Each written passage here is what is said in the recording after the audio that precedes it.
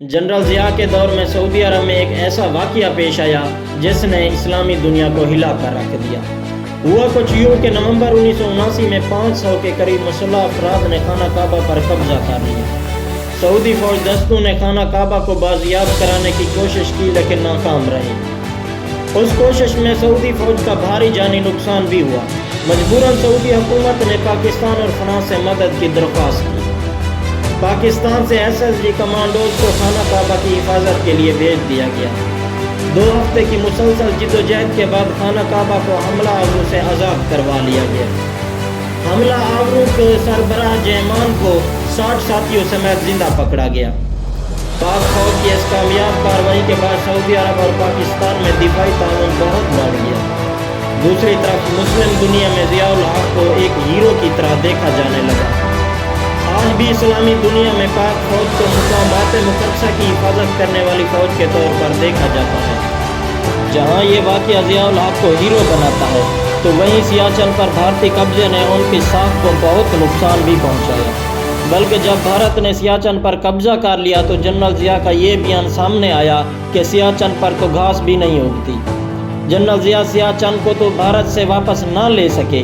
अलबत्ता उन्होंने बाद में भारत को एटमी जंग की धमकी देकर दोनों मुल्कों को एक बड़ी जंग से ज़रूर बचा लिया। हुआ कुछ यूँ कि 1987 में भारत ने प्रास टेक के नाम से राजस्थान में जंगी मशक़ें शुरू की। जनरल ज़िया को खुफिया इत्तला मिली कि भारत इन मशकों की आड़ में पाकिस्तान पर हमला आवर होने वाला है। ज़ियाउल हक पाक भारत टेस्ट मैच देखने के बहाने बिन बुलाए भारत पहुंचे और वज़ीर आज़म राजीव गांधी से मिले। इस मुलाकात में उन्होंने भारतीय वज़ीर आज़म को वार्निंग दी कि अगर भारत ने जंग शुरू की तो पाकिस्तान जवाब में जौहरी हथियार इस्तेमाल करेगा। ये धमकी काम कर गई और राजीव गांधी ने पाकिस्तान सरहदों से फौज पीछे हटा ली। जनरल ज़िया को आइन से चिढ़ थी। वो कहा करते थे कि ये 12 सिफात का किताबचा है जिसे किसी भी वक्त फाड़ कर फेंका जा सकता है। इसीलिए वो आइन में तरमीम करते रहते ताकि इक़्तिदार पर उनकी गिरफ्त देर तक कायम रहे। उन्होंने दस्तूर की इस्लामाइजेशन का सिलसिला शुरू किया। उनके दौर में गली मोहल्लों में नमाज पढ़ाने के लिए सलात कमेटियाँ कायम की गई। बैंक अकाउंट से ज़कात काटी जाने लगी। अदालतों में काजी मुकर्रर किए गए। शरई सज़ाएँ नाफिज हुई। इस्लामी नज़रियाती कौंसल शरीयत कोर्ट और रिवायत हिलाल कमेटी का क़याम भी ज़ियाउल हक ही के कारनामे हैं। इन्हीं के दौर में तौहीन मज़हब पर मौत की सज़ा मुकर्रर हुई। जनरल ज़िया ने आर्टिकल 62 और 63 को भी आइन का हिस्सा बना दिया, जिसके तहत हर अरकान असम्बली का सादिक और अमीन होना लाजमी करार पाया। इसी शक के तहत बाद में एक वज़ीर आज़म और एक वज़ीर ख़ारजा आयात नाअहल हुए। जनरल ज़िया के आइन में 8वीं तरमीम करके 58(2)B को शामिल किया। इस शक के तहत सदर को असम्बलियाँ तोड़ने का इख्तियारात मिल गया। दिसंबर 1984 में जनरल ज़िया ने मुल्क भर में रेफरेंडम कराया। इस रेफरेंडम में लोगों से सवाल किया गया कि अगर वो मुल्क में इस्लामी निज़ाम चाहते हैं तो फिर ज़ियाउल हक अगले 5 साल के लिए सदर रहेंगे। रेफरेंडम में बच्चों तक को वोट डालने की इजाज़त थी और फिर जैसा कि तवक्को थी ज़िया रेफरेंडम 97.7% की भारी अक्सरियत से ये रेफरेंडम जीत गए। किसी सितम ज़रीफ़ ने फिक्रा कसा था कि जनरल ज़िया इस्लाम के नाम पर खुद को नाफिज करते रहे। मुख्तसर ये कि ज़ियाउल हक ने आइन के तहत सारे इख्तियारात अपने कब्ज़े में करने के बाद 1985 में इलेक्शन करा दिए। ये इलेक्शन गैर जमाती बुनियादों पर कराए गए थे, जिससे मुल्क में बरादरीज़म को फ़रोग मिला।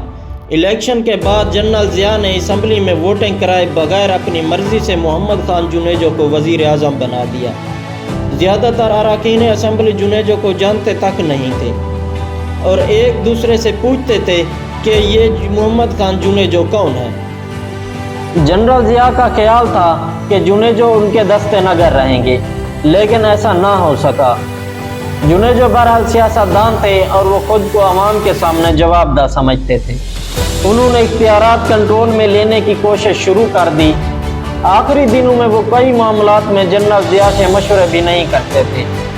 अफ़गानिस्तान से रूसी फ़ौज के इनखला के लिए जेनेवा कन्वेंशन के मुआहदे पर उन्होंने ज़िया से मशवरे के बगैर ही दस्तखत कर दिए।